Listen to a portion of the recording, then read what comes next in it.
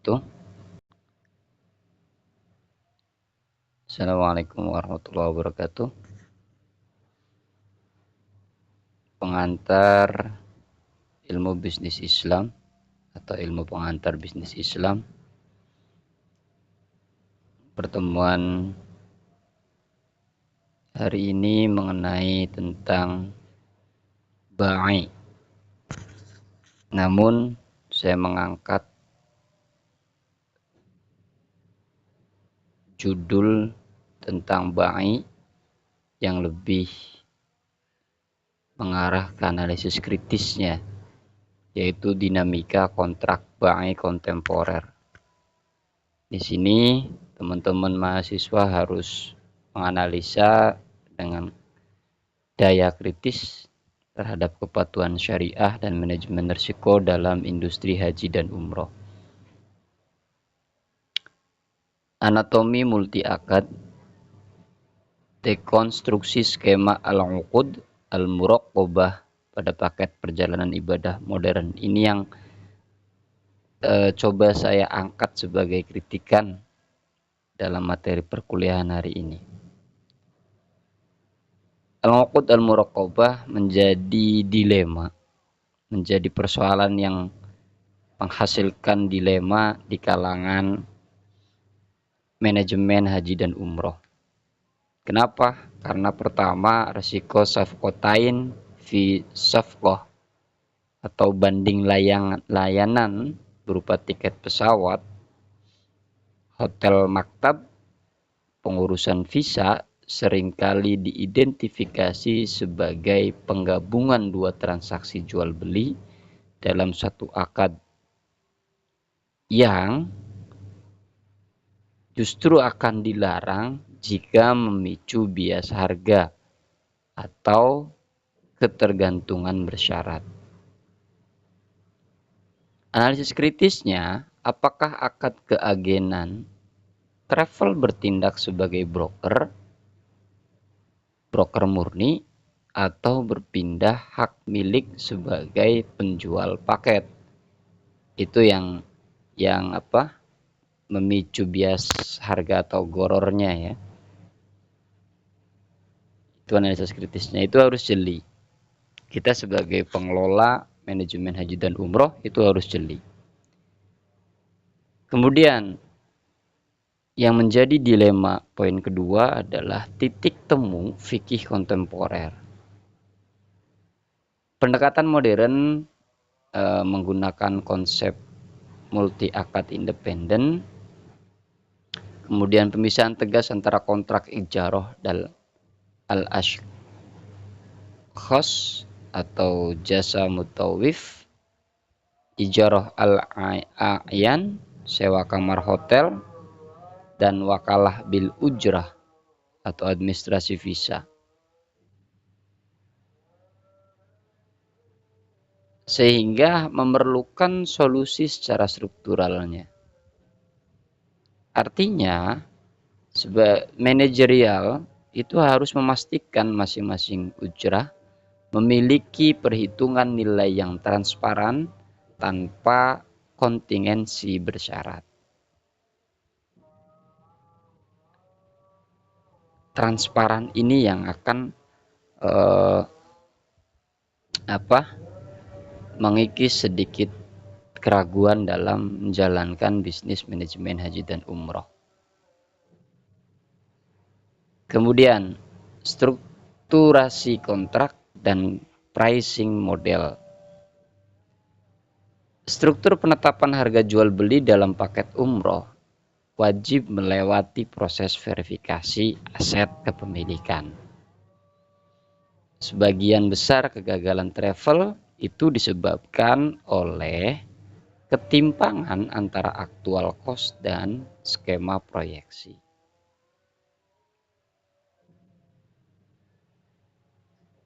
Biasanya penjualan paket sebelum travel melakukan booking real ke maskapai atau hotel. Sering terjebak dalam praktek ba'i ma'dum atau menjual barang yang tidak dimiliki. Tadi sama seperti jasa tadi. seperti yang broker tadi ya. Itu harus jelas dulu gitu. Nah, kritiknya bagaimana? Kritiknya adalah skema pembiayaan dan talangan. Sekarang kan udah macam-macam. Ada umrah pay letter atau fintech. Ya, mekanisme akadnya apa? Murabahah, bil wakalah, atau qadar plus ujrah multi manfaat. Secara ditinjau secara hukum dan kerentanan syariah, ini rentan. Rentan apa? Rentan riba jahiliyah jika menakan denda keterlambatan bersalin nama biaya administrasi. Kemudian skema finansial yang kedua, dana talangan haji atau ar-rohan. Pinjaman dana dengan agunan porsi haji disusul sewa berangkas.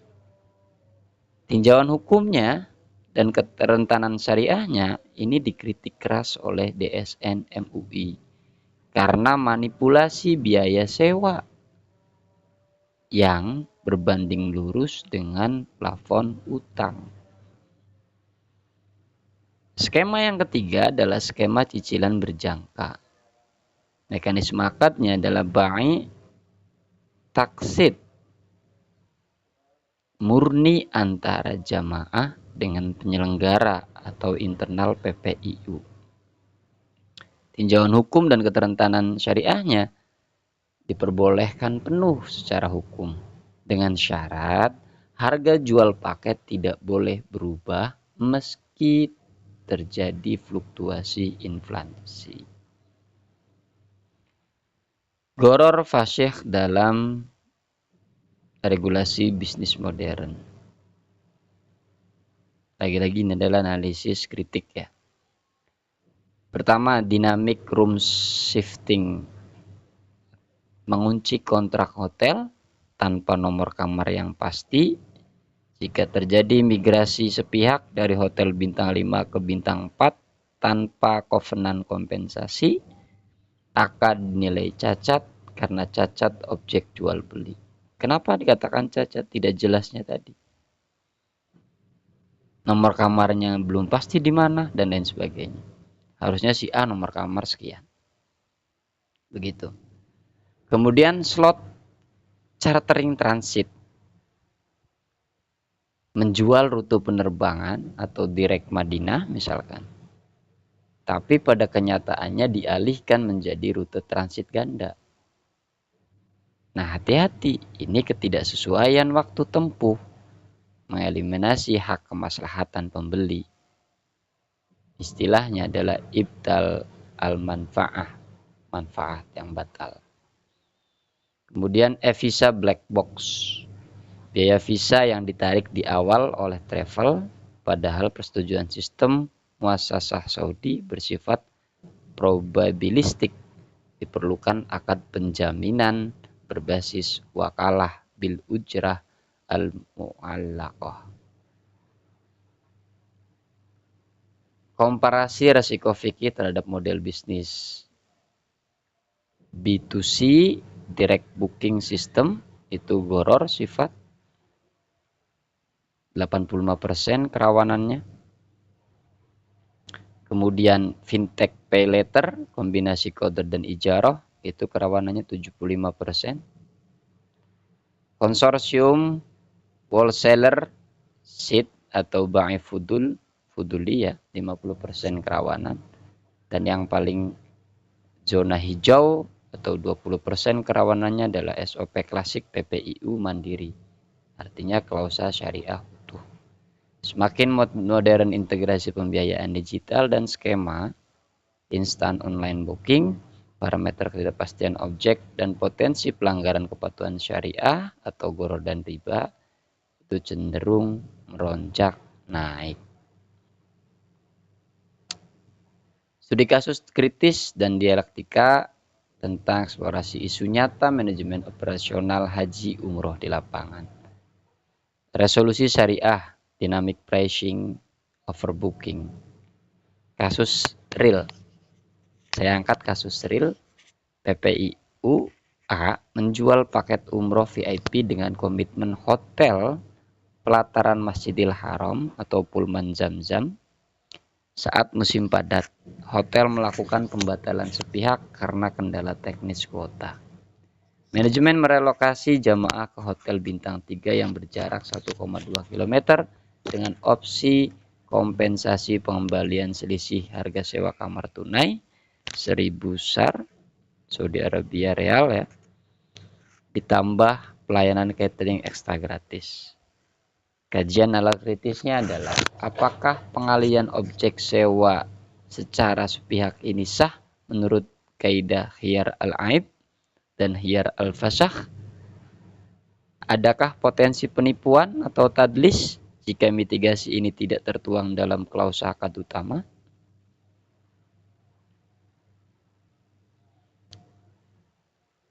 Silahkan dijawab. Yang kemudian masuk slide berikutnya adalah sesi diskusi dan pemecahan masalah. Simulasi klausa kontrak no refund. Analisis legalitas syariah dari klausul uang jaminan hangus penuh jika bisa dibatalkan oleh pihak kedutaan. Siapa yang berhak menanggung kerugian real itu? Syarahnya siapa? Berdasarkan kaidah distribusi risiko bai al-gharar. Dilema hedging valuta asing. Sebagian besar travel menggunakan instrumen derivatif mata uang berjangka guna melindungi risiko nilai tukar rupiah terhadap Saudi Arabia Real atau USD, US dollar. Bagaimana tinjauan fikih mengenai penukaran mata uang non-fisik? Tempo ini dikaitkan dengan aturan ketat akad syarf. Tantangan regulasi pemerintah versus fikih. Pemerintah mewajibkan pendaftaran forasi haji menggunakan mata uang rupiah, sedangkan pelunasan visa haji khusus ke Saudi wajib berbasis USD atau SAR. Bagaimana menyusun inovasi akad bai asyarf al-ajil yang sah untuk menjamin likuiditas PPIUI. Kekuatan manajemen travel syariah bukan terletak pada masifnya pemasaran paket murah, melainkan ketahanan uji akademis fikih muamalah pada setiap instrumen operasionalnya. Baik, itu saja materinya, dan di sesi diskusi, slide sesi diskusi dan pemecahan masalah ini silakan tuangkan dalam selembar jawaban ya, satu lembar ya, pokoknya tuangkan dan jadikan PDF kemudian diupload ke LMS yang sudah saya sediakan untuk asinkron pertemuan berikutnya. Terima kasih. Sekian dari saya. Wassalamualaikum warahmatullahi wabarakatuh.